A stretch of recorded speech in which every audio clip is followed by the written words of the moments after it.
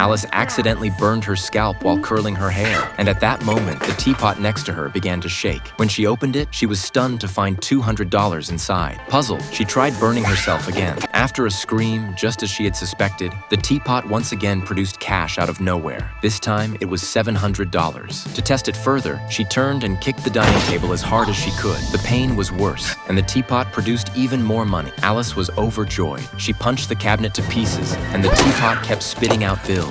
When her husband got home from work, he found the house in complete chaos. John thought a burglar had broken in, but when he reached the bedroom, he saw his wife lying on the bed, covered in injuries. Alice told John he wouldn't need to go to work starting tomorrow. Then she placed the teapot in his hands and slapped him hard across the face. John instantly fell to the floor, and Alice quickly explained, "Whenever the body feels pain, this brass teapot produces cash out of thin air." John didn't buy into it and assumed Alice had stuffed the money inside the teapot beforehand. Seeing his disbelief, Alice kicked him hard on the groin. Immediately, piles of money flew out of the teapot, and John realized she hadn't been lying. So the two of them began their money-making spree, even turning on the gas stove, embracing the strange joy of pain. Alice took the teapot to a beauty salon and paid for a full-body waxing package, removing every hair except the ones on her head. John went to the dentist and chose to have a tooth pulled the old-fashioned way, without anesthesia. Finally, they visited a tattoo parlor, having all their most sensitive areas tattooed to maximize the pain. Before long, they had raked in $200,000. To avoid drawing attention from the IRS, they stashed the cash in the toilet tank, then launched into a shopping frenzy. John ordered a convertible sports car, while Alice went wild buying expensive jewelry. Just a week earlier,